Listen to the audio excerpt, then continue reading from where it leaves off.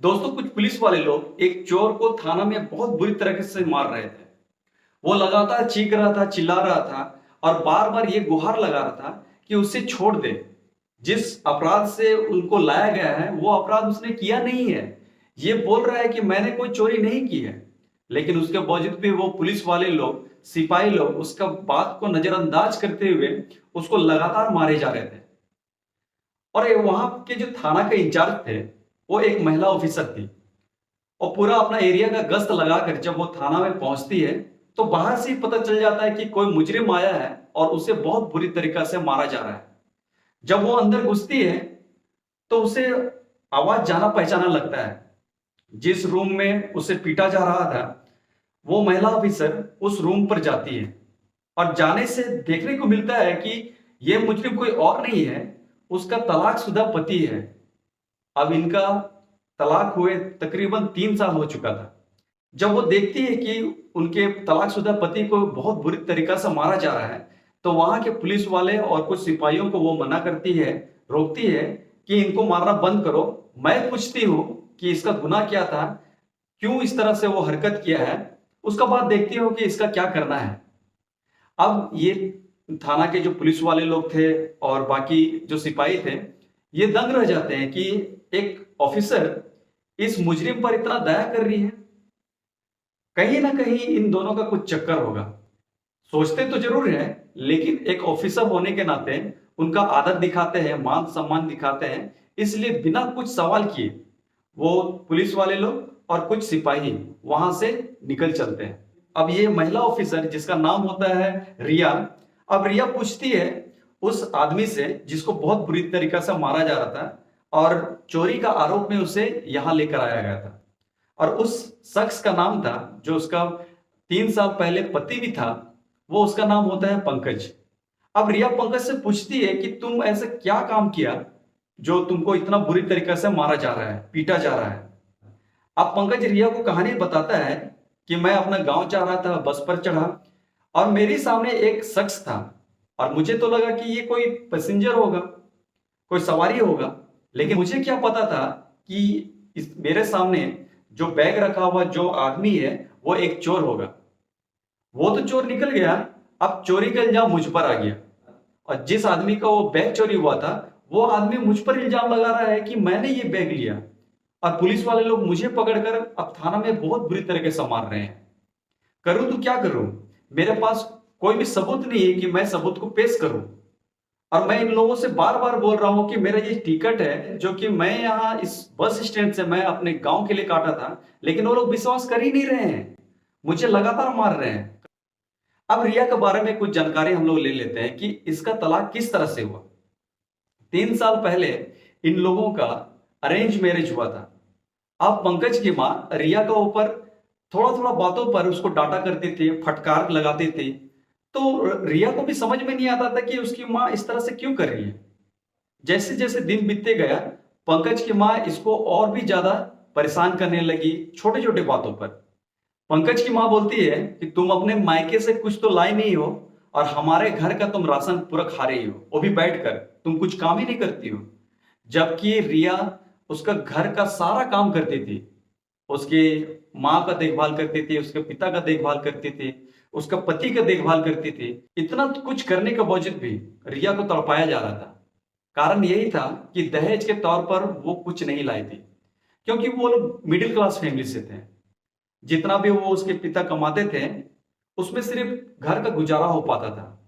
और वो अब पंकज को ये देख के दिए थे कि पंकज एक बहुत शरीफ किस्म का लड़का उन लोगों का सामने पेश किया, जिस वजह से उसके माता पिता पंकज को पसंद किए और अपना बेटी का हाथ, रिया का हाथ पंकज का हाथ में दिए। अब उन लोगों को क्या पता था कि इनका घर जाने के बाद पंकज भी उसका सपोर्ट नहीं करेगा, बल्कि पंकज भी उसे दरकिनार करेगा और उसका बातों को अनसुना करेगा। धीरे धीरे पंकज का भी रवैया रिया के प्रति नेगेटिव होने लगा और उसका कहीं ना कहीं किसी और के साथ भी चक्कर चल रहा था।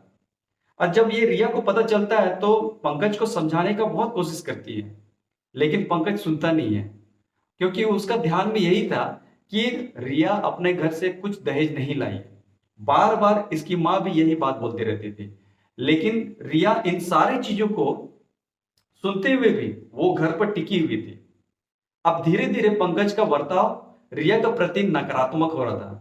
अब उसे डांटना, फटकारने और उसका साथ ही वो अब मारने भी लगा था।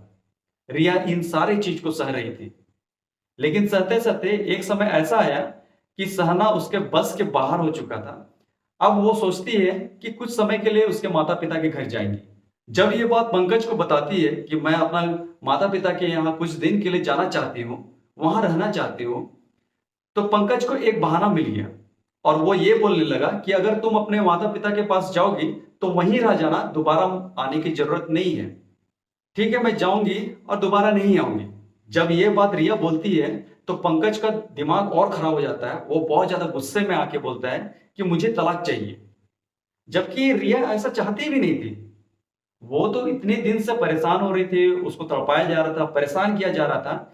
इस वजह से वो चाहती थी कि कुछ समय के लिए अपने माता पिता के पास जाए, वहां रहे। तो हो सकता है कि उसका दुख बांटने से, उनके माता पिता के साथ रहने से थोड़ा उसको खुशी महसूस हो। बस यही वो चाहती थी। लेकिन अब पंकज के पास उसको छोड़ने का कारण रह गया था। अब जब पंकज इस तरह से रिया से कहता है कि मुझे तलाक चाहिए और तुम जा रही हो तो वापस नहीं आना, तो रिया भी साफ बोल देती है अगर आपको चाहिए तलाक तो मैं दे दूंगी।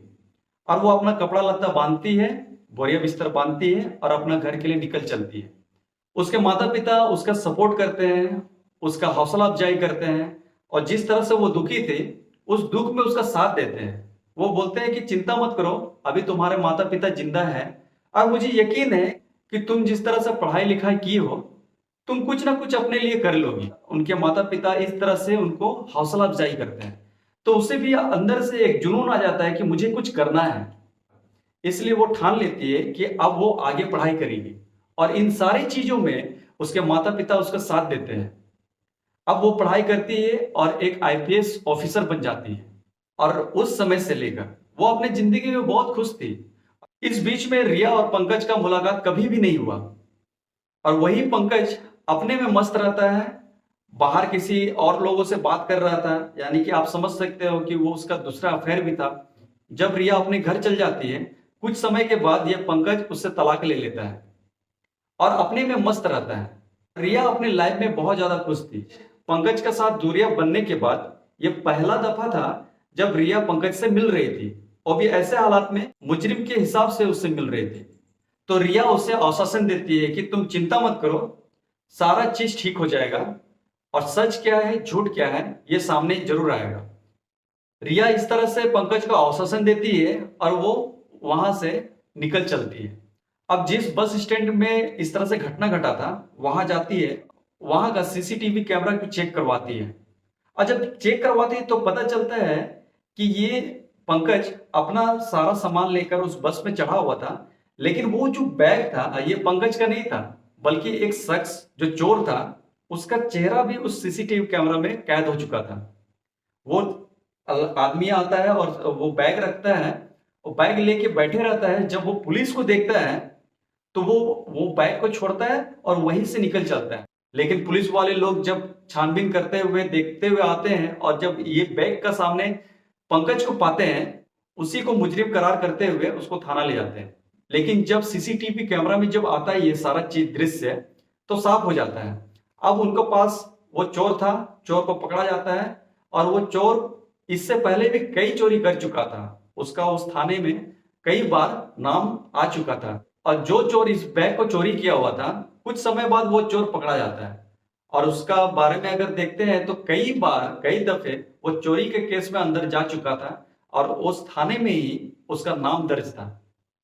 जब उस शख्स को पता चलता है जिसका ये बैग था, उसको ये पता चलता है कि पंकज जिसको अपराधी तौर पर पुलिस स्टेशन ले जाया गया, उसके बहुत बुरी तरीके से मारा गया, तो बहुत अफसोस जाहिर करता है और उससे माफी मांगता है और उसका पास जो बैग में पैसा था कुछ पैसे भी उससे दे देता है।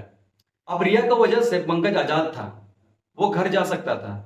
उसे रिया बोलती है कि ठीक है तुम अब घर जा सकते हो। अब पंकज रिया का पैर में गिरकर उससे माफी मांगता है और रोने लगता है। तो रिया अचानक वो भौचक रह जाती है।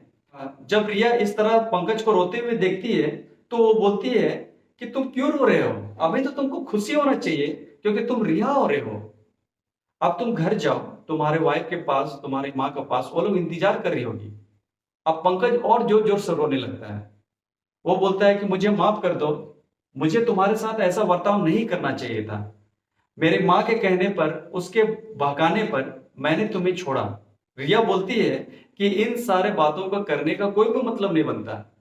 जाओ, तुम्हारी वाइफ तुम्हारा इंतजार कर रही होगी। तो वो बोलता है कि मेरी वाइफ जिससे मैं शादी किया था वो कुछ समय थी और वो मुझे छोड़कर भाग गई।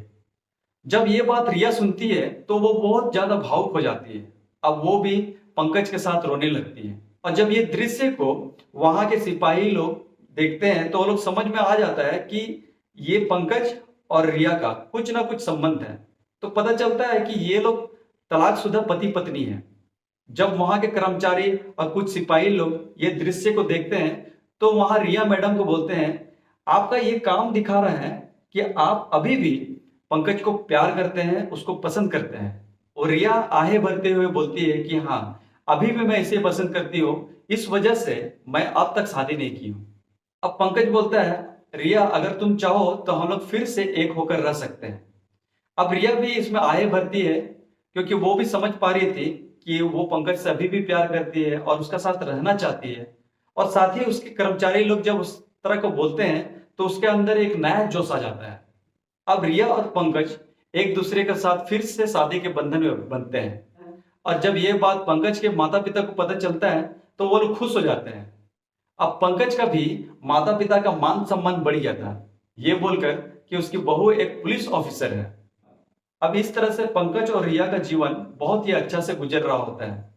दोस्तों, मुझे उम्मीद है ये कहानी आप लोगों को काफी पसंद आया होगा, इसलिए आपसे निवेदन है कि लाइक, कमेंट और सब्सक्राइब जरूर कीजिएगा। मिलते हैं फिर से एक नए वीडियो में, तब तक के लिए आप अपना ख्याल रखिए।